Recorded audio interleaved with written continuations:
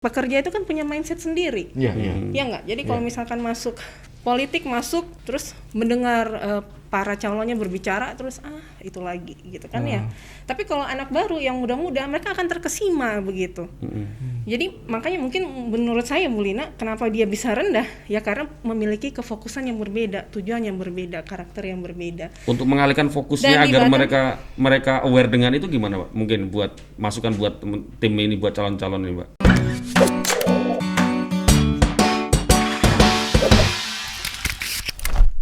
Ya kita harus survei dulu. Saya nggak tahu, kalau saya sih lebih senang ya sosial media itu.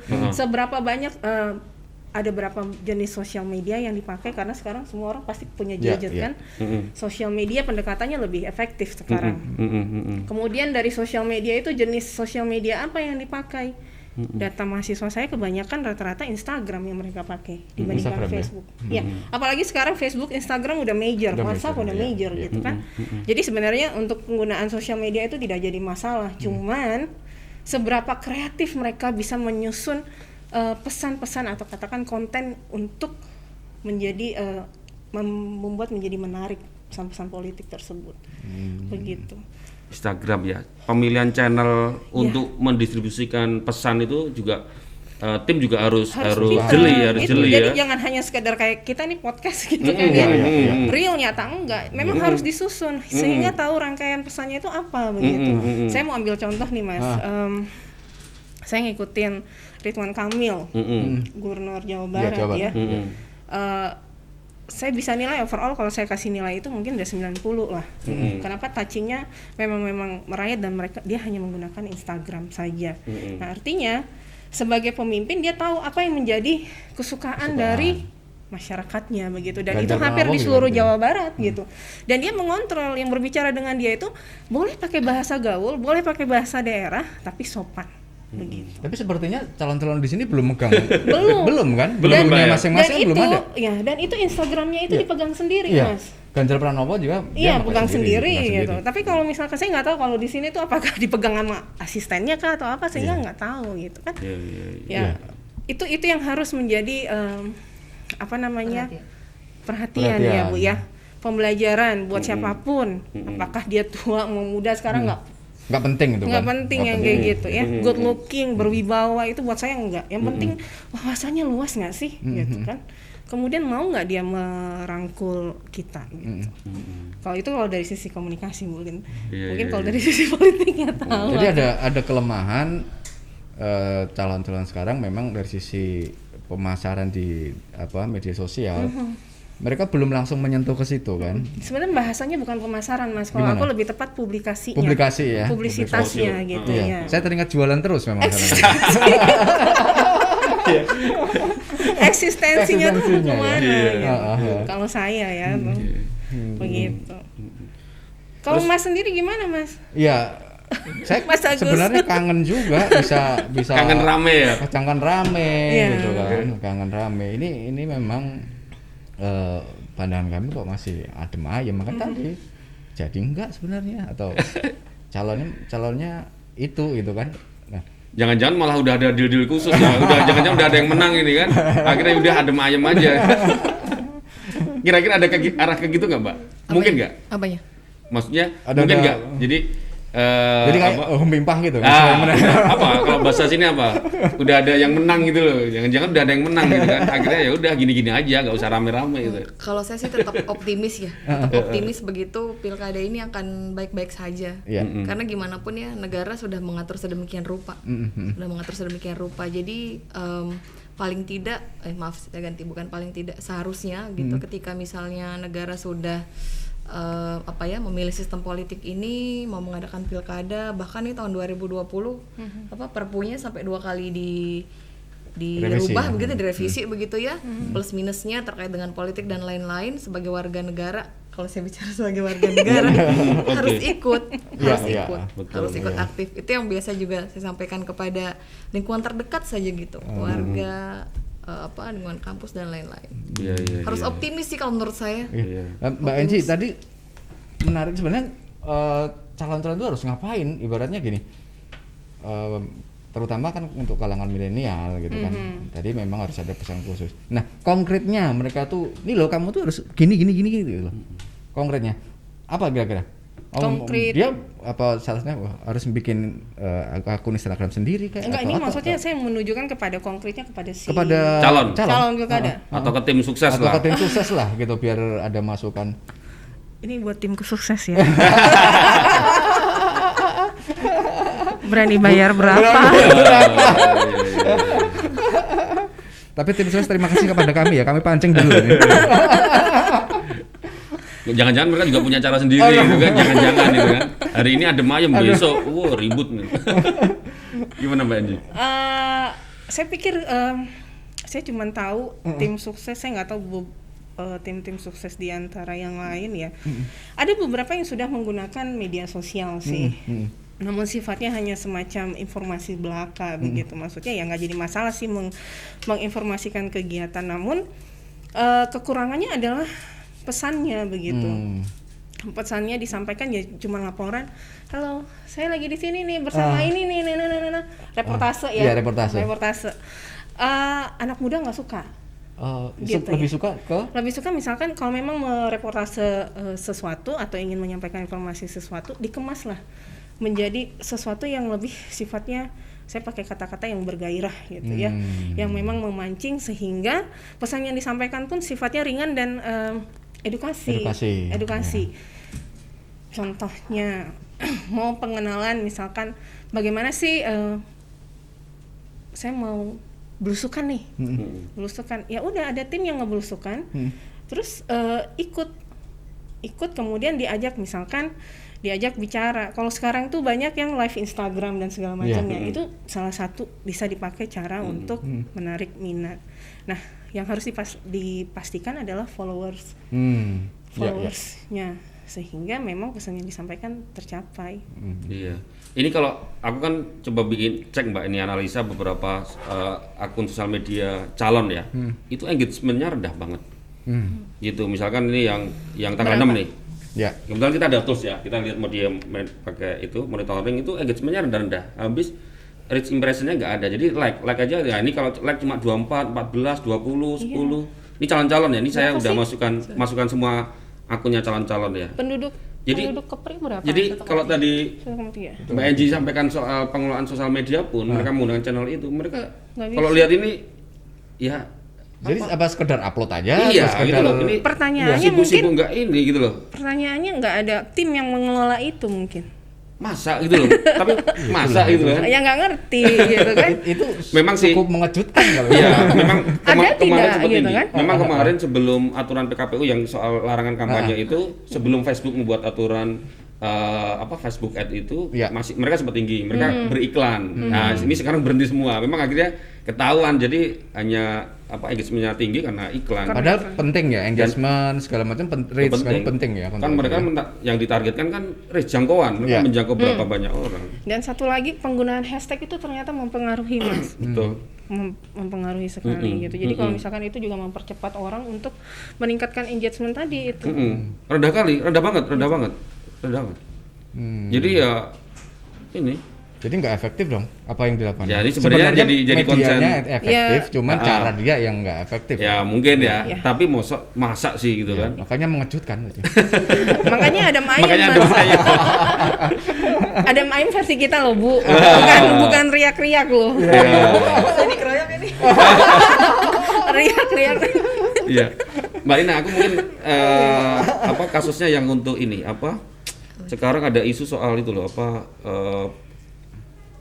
politik dinasti, membangun dinasti itu loh yang kayak seperti si Bu Marlin, Pak Welo di Bintan, kemudian Pak Ansar, itu apakah nggak bukan menjadi istilahnya itu kalau untuk jualan atau untuk kampanye apakah itu bisa jadi bumerang gitu loh. Kenapa mereka berani itu? Kan kalau ngomong kita sebagai orang awam, kita dengernya kan sekarang iya ya. Akhirnya yang sentimen yang kita dapatkan itu negatif gitu. Negatif. Gimana Mbak? Gimana Mbak lihatnya? kita kenal dinasti itu kapan sih? Sejak yang di Banten ya, Ratu Atut. Itu pertama kali kita dengar yang namanya dinasti. Ratu Atut di Klaten juga ada kalau nggak salah. Ya, Klaten gantian itu suami istri wakil. Itu pertama kali itu di Banten. Nah, Banten yang paling heboh Banten. Menariknya di sini lagi gitu ya, di Kepri gitu. Satu sisi itu bisa jadi blunder, tapi satu sisi itu bisa menjadi marketing politik yang sangat oke begitu. Gimana? Karena dia kok bisa? Oke. Misalnya kita nggak apa-apa ya sebut langsung namanya. Nggak apa-apa. Misalnya nggak dilarang bawa kok. Nggak apa. Bukan tim sukses kan ya? Kita bukan tim sukses. Makanya yang ngomong dosen ya. Atas nama dosen ya. Seperti misalnya Marlin begitu ya, pasangannya Ansar itu berangkat dari istri Wako. Ya. Gitu ya. Hanya itu saja sih, kalau yang lainnya memang berangkat sendiri-sendiri begitu ya. Satu sisi kalau dikatakan dia dinasti, saya pikir tidak juga ya, karena tergantung kemampuan dia seperti apa nantinya. Kemampuan dia dulu, yang penting kepercayaan dirinya dulu. Tapi sebenarnya jadi bias juga kalau dibilang kepercayaan diri. Maksud ya. Jadi sebenarnya sudah mau membuat kepercayaan diri, tapi berangkat awalnya, pijakan awalnya saja sudah tidak percaya diri. Karena yang disampaikan namanya masih menggandeng nama besar si suaminya begitu. Satu sisi begitu. Artinya mau menunjukkan kepercayaan diri, tapi pijakannya dulu tidak kuat begitu. Tidak kuat. Iya, jangan-jangan nggak percaya diri nih Ibu. Itu dia. Kalau percaya diri. Tapi kalau terkait dengan isu perempuan itu keren loh saya. Iya, keren ini, benar. Jadi kayak kayak di panggung tuh ada rookie gitu, apa ya? Kalau basket ada rookie, ada pemain baru gitu, ada. Kalau di basket kan ada istilahnya rookie, pemain baru tapi bikin menarik mata itu. Iya. Good looking. Iya. Kalau Mbak Enci, kalau ini misalkan ini dilihat dari sisi komunikasi ya. Kalau yang di Romo itu kan dulu pernah jadi wakil gubernur. Terus pernah maju, gagal ya. Terus ini maju lagi. Ya, aku nggak tahu sih ada pengalaman yang pernah gagal terus kan, termasuk Pak Prabowo ya. Prabowo. Iya kan, gagal terus kan maksudnya kan. Nah, itu kalau untuk di Romo Iman itu kasus dia terulang lagi. Itu gimana? Kansnya gimana? Kalau saya melihat bisa nggak, maksudnya dimainkan nggak, maksudnya dari sisi komunikasi itu bisa dikemas sedemikian rupa sehingga itu jadi sesuatu yang menarik untuk ditawarkan ke konstituen gitu. Sebenarnya menarik gitu kan kalau jawaban dekatnya. Jadi begini Mas, kalau dalam komunikasi itu kredibilitas komunikator itu ditentukan gitu. Kredibilitas ya. Kredibilitas dari tiga ya Bu ya tadi ya. 3 yang memiliki kredibilitas menurut kacamata saya tanpa memihak ya memang Romo ya. Romo.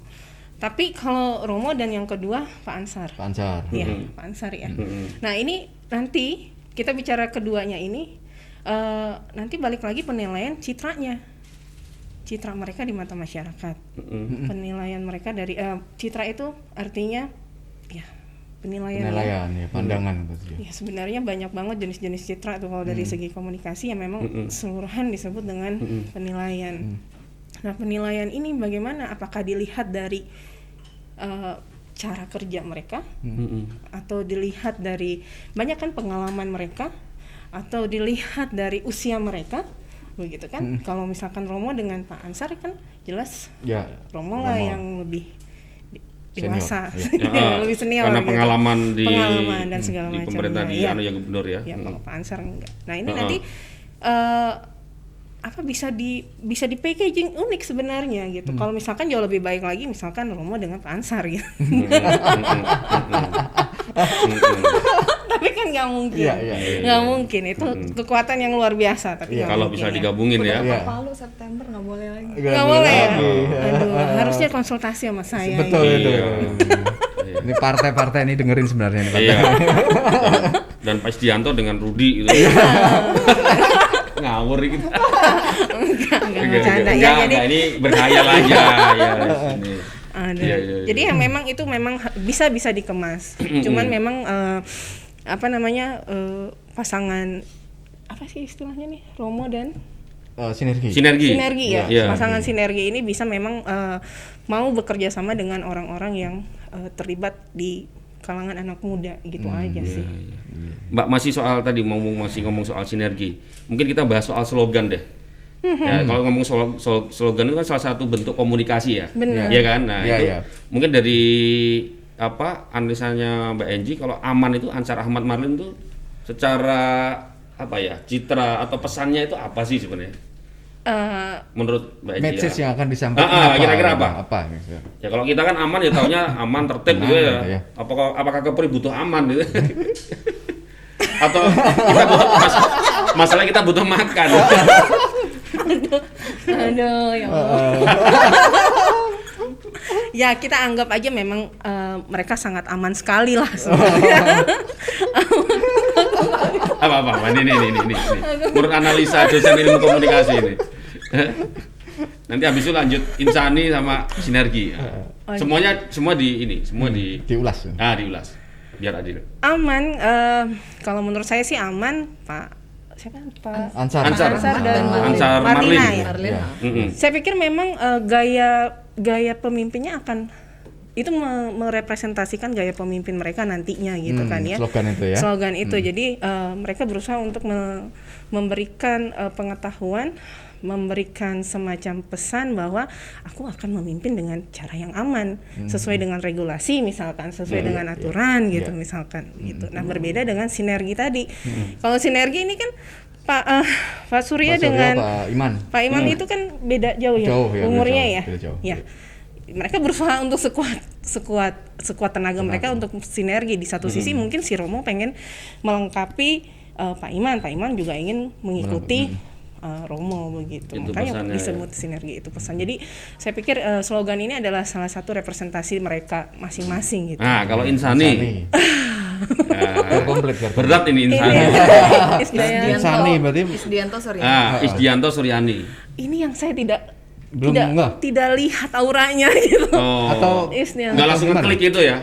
Kalau aman mungkin pikirnya ini aman dari itu ya. Benar, sinergi insan itu kolaborasi manusia atau insani apa mungkin kira-kira? Mungkin menurut insan itu mungkin dari hati kali ya. Mungkin dilihatnya seperti itu. Cuman karena memang untuk yang satu ini, yang insani ini memang mereka tidak terlalu menggaung berbeda dengan aman dan sinergi. Kalau saya jalan-jalan seluruh Batam, sinergi aman ya. Sinergi dan aman yang muncul gitu. Insani hanya di beberapa tempat aja begitu. Jadi memang masih belum bisa merepresentasikan apa yang mereka ingin bawa gitu. Jadi sehingga insani itu buat saya sih tidak terbaca gitu. Sejauh mana slogan itu bisa mempengaruhi tingkat ketertarikan? Sejauh mana? Misalkan harus satu kata atau harus dua kata atau mungkin yang bahasanya ini mungkin lah Mbak ya. Sama ini, kalau gitu masyarakat misalnya sih saya ini dia pakai kut aman atau pakai insani atau pakai yang sinergi. Nah, artinya mereka mengungkapkan slogan itu selain menunjukkan diri kan tentu juga pengen dong, dengan slogan ini aku dipilih kan begitu kan. Nah, keefektifan dari 3 slogan ini gimana nih? Jadi mana? Dari mana nih sebenarnya ini? Mana yang efektif? Enggak. Ya, kalau aku tutup poin aja. Mana yang efektif? Mana yang efektif? Iya. Sinergi. Lebih sinergi ya. Sinergi. Mana yang efektif sinergi. Jadi pesannya langsung ke masyarakat bahwa karena lebih kuat ya. Lebih kuat ya. Karena memang si komunikatornya si pelakunya itu memiliki kekuatan begitu. Kalau saya melihatnya seperti itu. Oke. Dari politik biar imbang komunikasi kan dari politik. Kacamata politik sekarang. Kacamata politik ya. Terhadap 3 slogan tadi, Mbak. Oke, kalau saya pernah komentarnya sih tentang balihonya ya. Kalau baliho holistik betul. Jadi perpaduan warna dan lain-lain karena itu menyangkut nanti tentang brand, tentang merek. Kalau tadi Mas bilang dia produk ya, bahwa kalau dulu kan fenomena produk barang itu kan ada pada ya barang-barang begitu. Kalau sekarang pada melekat pada manusia begitu ya. Jadi menurut saya tadi yang singkatan-singkatan nama itu agar mudah didengar saja. Lebih mudah diingat begitu. Nah, tapi sebenarnya penentuan nama tadi, penentuan balihonya, tema-temanya, pesan-pesannya itu terkait dengan terkait dengan representasi mereka. Misalnya kita berangkat dari yang satu dulu tuh, yang Suryo dan Iman. Ini kan sebenarnya representasi dari Batam semua nih. Meskipun mereka si Suryonya pernah jadi wakil gubernur, tapi representasinya Batam. Betul. Nah, meskipun memang dari 1,3 juta Batam tuh 700, tapi kita nggak boleh lupa ada Anambas, ada Lingga, ada Karimun dan lain-lain gitu ya. Jadi ini agak berat tantangannya menurut saya. Oh, beda ya. Lebih kerja keras lagi. Kerja keras meskipun maksudnya artinya slogan sinergi itu di Batam mungkin itu, tapi di Anambas, di Natuna belum tentu orang sana gitu ya. Iya, saya harus bilang begitu. Meskipun dari awal saya datang ke Batam, Suryo ini merupakan lokal strongman begitu. Saya banyak kajian tentang beliau gitu. Kemudian yang kedua yang Insani Sugianto dan siapa tadi? Suryani begitu. Ini cukup merepresentasikan Tanjung Pinang, kemudian Batam begitu. Tapi kita nggak boleh lupa juga Isdianto di Karimun asalnya. Oh iya, soalnya dari Karimun. Tapi kan beliau sempat ASN, kemudian menjabat PLT dan kemudian menjadi gubernur. Bahwa yang menarik, kalau nggak salah kita satu-satunya provinsi yang punya gubernur tidak dari produk pilkada, nggak sih? Iya betul. Betul. Dan itu mencetak sejarah. Dan bagi beberapa akar rumput itu menjadi sesuatu yang menarik begitu. Kuat kan orangnya? Menjadi salah satu lokal strongman. Nah, ini isu yang makanya tadi saya bilang tidak adem ayem sebenarnya begitu. Mungkin gaungnya tidak terasa di Batam, tapi di kabupaten lain, kota lain itu terasa. Saya malah merasakan dengar kata insan itu Melayu banget. Kalau saya langsung yang ada di Melayu banget. Karena nama Melayu kan. Pulau-pulau banget, keperi banget itu lah. Saya melihatnya gitu ya. Karena gimana pun kan tadi ya petahana punya segala sumber daya. Segala sumber daya. Nah, kemudian yang terakhir yang Ansar dan Marlin tadi, itu juga Marlinnya dari Batam, kemudian Ansarnya dari Karimun. Iya, maksudnya banyaknya rasanya ininya Batam. Tesnya Batam begitu ya. Kemudian yang Ansar bupati di Lingga kalau saya nggak salah. Ansar di Bintan ya, bupati di Bintan. Kemudian beliau juga aktif dalam kegiatan keagamaan. Nah, ini tuh jadi slogan yang aman tadi merepresentasikan begitu. Gitu. Jadi punya gaung sendiri-sendiri. Itu agar mudah diingat saja kalau dalam bacaan politik itu brand personality biar lebih memudahkan saja. Kalau saya milih tiga-tiganya ya. Saya memilih. Emang tadi kita bicara pemilihan ya? Enggak kan? Enggak. Memilih menggabungkan 3 slogan. Oh, oke. Kalau 2 sudah. Dua udah. Jadi apa ya? Bagaimana pemerintah itu bisa bersinergi, ya kan? Bisa aman masyarakatnya serta bisa menginsani. Boleh. Soalnya kalau pilih kita bertiga. Kalau penggalan nama begitu, kalau kondisinya tidak pandemik, Mas, itu menjual sekali. Karena kan kampanyenya real, maksudnya ada gitu ya. Kalau sekarang sepertinya lebih berguna yang baliho, kemudian TikTokan mungkin bentuk model kampanye baru. Jangan hanya misalnya mempertontonkan yang pose foto begitu, foto KTP, foto KTP kaku begitu. Tapi mungkin ya tadi dengan menunjukkan personalitinya masing-masing, bahwa pesannya itu nggak kaku, ada kegiatan, tapi mungkin bisa candid, kan istilah-istilah media begitu ya. Nah, jadi mencitrakan dirinya. Kalau dulu zaman SBY kita kenalnya politik pencitraan, pun sekarang dilakukan, cuman mereka nggak mau ngasih itu bahasa politik pencitraan. Gitu. Ya, Mbak Anji, ini satu saya nanya. Kalau slogannya Lukita Basit tahu nggak apa? Nggak tahu. Pak Lukita, Pak Basit, ini Mbak Anji nggak tahu. Gimana PR berat ini Pak? Kalau yang Pak Rudi tahu? Pak Rudi apa juga? Aduh, ini adem ayem bener nih. Adem ayem kayak banyak nanya ya. Udah dicolek aja. Enggak colek kita. Ini aku mau ini. Seriusan, aku mesti lihat dulu apa beneran. Mbak Lina tahu? Mbak Lina tahu? Yang Lukita. Harus tahu loh, Bu. Harus tahu. Orang politik. Nih, orang politik aja nggak tahu. Pak Lukita, Pak Basit. Ini gimana? Bagaimana? Tadi itu ulasannya untuk pilkada Kepri. Benar. Enggak, sekarang kita studi kasusnya Batam deh gitu. Batam. Podcast lagi nggak? Enggak, ternyata sekarang yang brand atau slogan yang dimunculkan di lu kita bahas itu luar biasa. Luar biasa. Maksudnya slogannya luar biasa. Iya. Sebelumnya kan kalau kita kan Batam bahagia mendunia. Nggak tahu nih, ini soal konsistensi atau tadi mungkin Mbak Enji sampaikan kayaknya kalau kita melihat marketnya kayak ini, jadi nggak Batam nggak butuh bahagia nih. Ya, Batam butuhnya luar biasa. Perlu energi ekstra untuk itu. Luar biasa itu tidak konsisten seperti ini boleh, Mbak? Luar biasa itu bagian dari singkatan atau singkatan? Enggak. Jadi slogannya Pak Lukita itu luar biasa. Iya, slogannya kan luar biasa. Nah, kan? soal singkatan kita nggak tahu.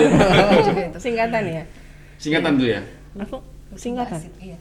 Oh. Kalau dulu kan Lukita itu modelnya begini kan. Nah, ya. itu mengadaptasi punya Prabowo yang begini. Nah, sehingga saya pikir tim suksesnya bekerja dengan cukup luar biasa begitu ya, sehingga kemudian tidak ada lagi simbol yang begini.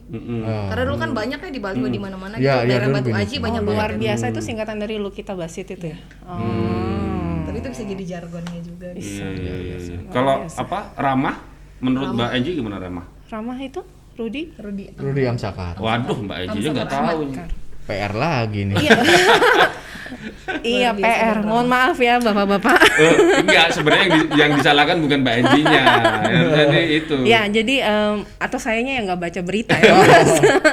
Enggak, ya itu tadi representasi mungkin.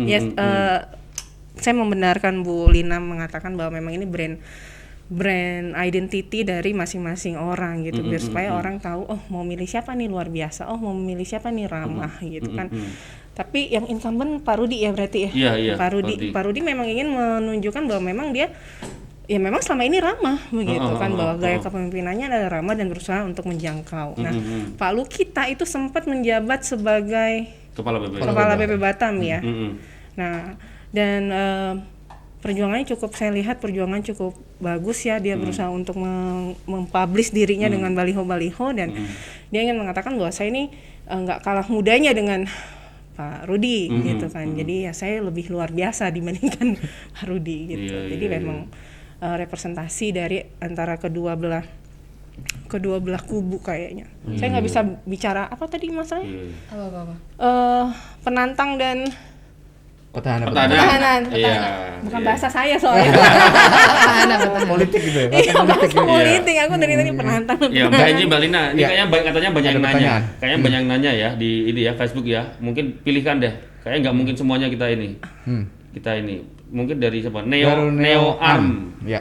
Saya lahir di Batam, tapi anak muda Batam cenderung cuek dan masa bodoh dengan politik. Saya sering banget ngajak, ayo ikutan milih. Tapi mereka bilang apa efeknya ke kita? Sedih. Sedihnya banget itu. Ini curhat atau tanya nih? Apakah mungkin jika ada program pasangan calon yang bagus mampu mengubah mindset anak muda Batam untuk bisa langsung memilih, oh ini dia nih pemimpin gua. Apa memang belum ada program pasangan calon yang pas untuk anak muda? Baik. Siapa dulu nih, Mbak Lina deh mungkin. Gak tahu saya menjawabnya, minta maaf ya, ini kalau pertanyaan mahasiswa saya nih, aduh. Jangan-jangan ini mahasiswa semua. Iya, banyak banget yang nanya. Terus saya ada kelas malam ini, kelas virtual. Iya. Tapi bukan kayaknya, bukan. Jadi iya, banyak sekali saya dapat pertanyaan seperti ini. Tapi coba misalnya kalau kita putar balik tuh kayak kita naik kendaraan, kenapa misalnya anak muda kemudian bertanya bagaimana paslon merubah mindsetnya? Kenapa tidak yang muda ini pasangan yang calonnya yang mengubah mindsetnya ya? Iya. Harusnya kan menurut saya ya, jawaban saklek saya kasih. Kenapa tidak yang muda ini tadi yang mengubah mindsetnya agar memilih paslon tadi? Mungkin di antara yang paslon yang ada nggak sesuai dengan kriteria ideal dia begitu. Tapi setelah negara menghadirkan itu, mau nggak mau kita harus memilih begitu. Saya sering bilang jangan ngomong anak muda kalau misalnya tidak aktif dalam politik begitu, tidak mau milih. Kan agak miris ya. Saklek. Jadi kalau di kelas itu pemaksaan. Ada lagi Tukiman double nih. Ada dua pertanyaan. Apapun yang disampaikan para politikus itu bohong semuanya. Perlu saya sampaikan bahwa apabila sudah duduk di DPR tidak pernah menanggapi aspirasi rakyat yang di bawah. Oh, mungkin yang lanjut di bawah ya. Tukiman juga nih. Saya bertanya sejauh mana para kandidat yang ditawarkan kepada rakyat apa saja program yang konkret. Nah, pesannya nggak nyampe. Berarti mungkin Pak atau Abang ya, Bang Tukiman nggak tahu ya ini ya mosok kan kita yang ngasih tahu programnya apa. Iya. Ya ini mungkin tadi Mbak Enji ya banyak pesan atau mungkin itu memang kampanye mereka selama ini nggak sampai. Karakternya tidak dipahami, karakter masyarakat Batam itu bagaimana gitu. Pendekatan dengan masyarakat Batam misalkan di daerah Batam Indo, di daerah Sekupang, di daerah Batu Besar. Berbeda-beda tentunya. Itu beda-beda karena kalau di Batam Indo pasti cenderung cuek karena mereka pekerja gitu. Mereka butuh kerja 7-7 gitu kan. Kemudian mendengarkan terlalu lama juga kejenuhan karena sudah terlalu lama mereka bekerja 7-7 gitu. Berarti ada tim sukses atau calon itu harus paham betul kalau misalnya mereka mau masuk ke daerah ini, masuk ke level gitu. Orang-orang pekerja itu ya treatmentnya juga beda. Dan memang dibuka keran untuk menyampaikan aspirasi gitu, medianya itu dibuka gitu. Kalau misalkan sekarang para kandidat itu maupun pilkada maupun Batam, mereka harus siap gitu. Misalkan dibuka media melalui Instagram atau Facebook gitu kan. Mereka berkampanye lewat media. Namun ketika ada seseorang yang bertanya yang walaupun pertanyaannya itu tidak sesuai dengan harapan, itu harus diterima gitu. Karena kita tidak bisa mengontrol orang. Betul. Ya justru harus ada satu sisi positif yang harus kita ambil bahwa mereka sebagai bertanya seperti itu berarti ada penilaian bahwa mereka belum paham atau pesan kita tidak sampai begitu. Oke. Wah, ini Pak Muhammad Rudi bukan ya? Rudi S. Di saat ini media apa yang paling cocok untuk nge-branding para calon? Apakah medsos atau terjun langsung? Jangan-jangan ini tim sukses ini mana? Cari bocoran. Cari bocoran. Apa Mbak Enji ini mungkin Mbak Enji yang bisa jawab ya. Apa sih hari ini yang cocok? Mungkin meskipun tadi udah sampein ya. Media sosial kayaknya. Dan itu Instagram dan TikTok ya Bu ya? TikTok. Aku juga punya TikTok loh. Ini yang kampanye malah Mbak Enji. Iya. Ada lagi kayaknya enggak Pak, kalau saya ini. Ananda Meli. Mbak, di saat hidup yang serba susah saat ini, kriteria pemimpin seperti apa yang cocok untuk memimpin Kota Batam saat ini? Yang baru atau yang ingin lama, Mbak? Pertanyaannya lucu. Iya. Ini kalau seperti apa yang cocok? Jadi dia minta rekomendasi. Tapi benar kan, Mbak ini kan butuh kepastian bukan PHP. Tadi gitu. Iya, dia butuh kepastian. Dia butuh kepastian. Iya. Dia malah lebih percaya Mbak Enji atau Mbak Lina daripada percaya sama Pak Rudi atau Pak Lu kita ini. Ya kan dia minta rekomendasi. Iya, minta rekomendasi. Jadi milih mana Mbak? Kayaknya nggak boleh di forum ini deh ya. Karena ini nanti waktu tanggal 9 aja. Banyak akses medsos, banyak akses literatur. Tapi gimana pun tetap harus ikut memilih, jangan golput. Itu sih pesannya. Atau kalau nggak ini, bagaimana mereka harus menentukan pilihan di antara dua tadi yang untuk Kota Batam, Mbak? Bagaimana mereka harus menentukan pilihannya? Mungkin dikasih clue-nya. Kan ini dia bingung nih. Dia bingung nih. Makanya dia nanya ke Mbak Lina sama Mbak Enji nih. Kalau ukurnya, kalau yang secara teoritis ya visi dan misi. Tapi lagi-lagi kan bicara komunikasi tadi ya. Nggak tahu kita visi misi. Kemudian kalau ini agak berat, lacak aja medsosnya. Kemudian yang ketiga, lihat brand personality-nya dari orang tadi. Itu ibarat kita memilih pacar begitu. Kan kadang ada alasan alasan yang tidak mudah disampaikan, tapi menurut si pemilih ada chemistry begitu ya. Udah itu aja. Yang paling mudah dari yang paling sulit sampai yang paling penting mudah. Begini, Mbak. Artinya kita mengetahui visi misi. Ya meskipun ada visi misinya mereka mirip-mirip aja sih sebenarnya. Beda tipis. Ya, beda tipis. Artinya kalangan anak muda itu rasanya paling malas melihat visi misinya. Iya, kayaknya ya. Iya. Nah, cuman kan itu kan harus disampaikan gitu. Nah, itu yang salah anak mudanya atau bikin visi misinya gitu. Saya lagi-lagi tetap optimis ya, bahwa memang anak mudanya harus proaktif satu sisi. Mungkin kalau saya persenkan antara si anak muda, generasi muda yang banyak itu dengan misalnya tadi tim suksesnya sekitar 40-60 dari yang generasi muda, 60 dari tim sukses tadi. Cuman itu sebenarnya harus menjadi tantangan, Mbak. Tantangan bagaimana tim sukses ataupun pasangan dia harus mengkomunikasikan visi misi itu sesuai dengan anak muda ya, Mbak ya. Dia harus kreatif bagaimana membentuknya. Kalau sekarang zamannya tidak penting lagi visi misi yang panjang. Yang panjang enggak. Tapi yang real hari ini begitu. Disingkat jadi, aja gitu. 10 visi misi bisa nggak dirangkum jadi satu quote? Jadi satu quote. Breakdown. Iya, anak muda kan suka quote sekarang ya. Yang agak alay-alay itu malah mungkin karena gampang ditangkap loh. Iya, kalau misalnya timnya kreatif kan bisa kan. Ya, ada yang nanya lagi nih. Rido Jafri. Kalau menurut Mbak dosen, dari 2 calon wali kota di Batam, mana yang paling oke strategi kampanye atau pemasarannya? Ini kalau mahasiswa saya bilang begini, nggak denger ya dari tadi. Ini jangan-jangan kayaknya maksudnya Mbak Lina ini. Iya. Dia nanya waktu lagi tidur kali. Atau lagi ke WC kali kan. Iya. Dari tadi nanya baru ditampilin. Iya, tanya dari tadi jangan. Enggak, maaf ya Rido ya. Gimana Mbak Lina? Mana yang paling oke? Strategi kampanye atau pemasarannya? Ya sebenarnya sama saja sih ya. Iya. Tapi beda tipis deh. Sama aja Mbak Enji juga ya. Sama deh. Strategi kampanye itu mungkin bahasa ininya pemasarannya ya. Iya. Sama aja ya. Saputra.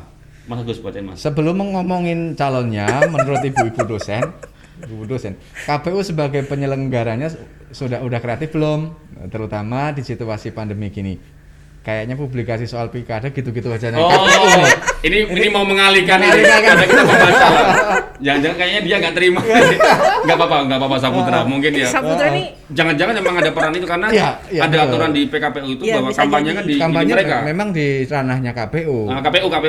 KPU bagaimana sebenarnya kan sukses dan tidaknya pilkada di tangan KPU sebagai penyelenggara dan itu benar juga. Benar. Gimana Mbak? Publikasinya gitu-gitu aja Bu Angel gimana? Iya. KPU-nya nggak kreatif. Kayaknya publikasinya pilkada gitu-gitu aja gitu. Ya memang publikasi memang dipegang PKPU. Bisa jadi memang KPU-nya nggak kreatif ya. Iya, karena memang mengingat memang situasi pandemiknya begini, jadi ya udahlah. Satu, kedua mungkin cost juga kan berbicara di situ gitu. Kalau saya Bu melihat biar supaya tidak riuh dengan situasi pandemi yang begini gitu, karena kan sempat ada situasi yang memanas yang berkaitan dengan kenapa pemilihan pilkada bisa tapi begini nggak bisa bla bla bla bla, aturannya banyak banget gitu. Jadi sehingga kan mungkin bisa juga lewat mereka media sosialnya yang apa namanya mensosialkan itu kan gitu. Rasanya kan kayaknya belum ada juga. Nah mungkin ya itu tadi balik lagi pertanyaannya, orang-orang yang di KPU ini ada berjiwa muda atau tidak gitu. Ya rata-rata masih anggota yang dulu yang bisa belum jadi, pandemi ya. Kan sehingga mereka lebih senang konvensional dibandingkan modern gitu. Pemilihannya yang sebatas baliho aja. Iya, tapi sejauh ini menurut pengamatan Mbak Enji gimana? Belum mengena juga ya. Belum mengena. Ya ini PR buat teman-teman di KPU ya. Iya. Ya sementara kalau kita di media masih iklan-iklan hanya foto itu aja sih. Memang betul benar enggak. Belum mengena. Padahal tanggung jawab KPU juga seberapa besar tingkat partisipasi KPU juga yang akan, karena sebagai penyelenggara. Banyak mereka punya target kan. Iya, benar-benar. Datanya juga banyak yang belum update. Iya. Belum update. Ada yang hilang datanya 100-an ribu kemarin tuh. Yang pembo ada di mana? Ya, Noviana Larasati. Ini ada yang cewek nih. Noviana Larasati. Mahasiswanya Bu Lina bukan sih? Bu, di masa kini metode kampanye yang baik bagaimana sih? Kenapa para pilgub atau pilwako tidak terdengar sama sekali? Nah, apakah para pilgub dan pilwako tidak melek dengan teknologi? Ataukah saya yang kurang menggunakan teknologi, tapi saya selalu aktif menggunakan sosial media? Mana Mbak Enji? Iya, Mbak Noviananya memang aktif sekali kayaknya. Dan mereka tidak aktif gitu kan. Tapi Mbak Noviana ini mengakses sosmed yang terkait dengan pilgub dan pilwako tidak? Iya, betul. Jangan-jangan yang diakses sosial media yang lain. BTS, Tribun. Kalau Tribun bagus dia. Waduh, kamu lagi ngapa-ngapain kan? Buat closing ini kita mau minta Mbak Enji dan Mbak Lina untuk mempersepsikan calon-calon ini. Jadi persepsi Mbak Lina misalkan nih Surya Iman nih apa? Satu kata lah gitu ya. Yang terlintas. Yang terngiang-ngiang apa? Misalnya kuat atau merakyat. Monggo. Udah tanya nih. Surya Iman dulu, mungkin Mbak Lina dulu, habis itu Mbak Enji. Ya. Surya Iman cepat. Lokal strongman. Mbak Enji? Kuat. Mirip aja berarti ya. Oke. Isdianto Suryani? Elit. Oke. Mbak Enji? Lembut. Oke. Ancar Ahmad Marlin, Mbak Enji? Gender. Mbak Lina. Yang berpikir kan? Gender ya. Ya oke. Mbak Enji? Ansar Ahmad? Budaya. Oke. Lebih ke budaya. Lu kita bahasnya Mbak Enji dulu. Modern. Oh, Modern. Mbak Lina? Putih. Out of the box. Gak nyangka tuh ya.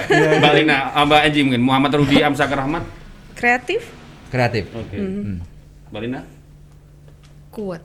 Oh, oke. Izin besok Mas ya jadiin quote ya di halaman 1 ya. Itu. Siapa tahu memengaruhi anak-anak muda tadi. Oh, aku mencari yang kuat, nyari yang putih. Cari yang strong man. Mungkin gitu aja teman-teman Tribuners. Terima kasih Mbak Enji, Mbak Lina. Terima kasih, Ya, Mas kapan-kapan Agus, kita Mas Danang. ngobrol lagi.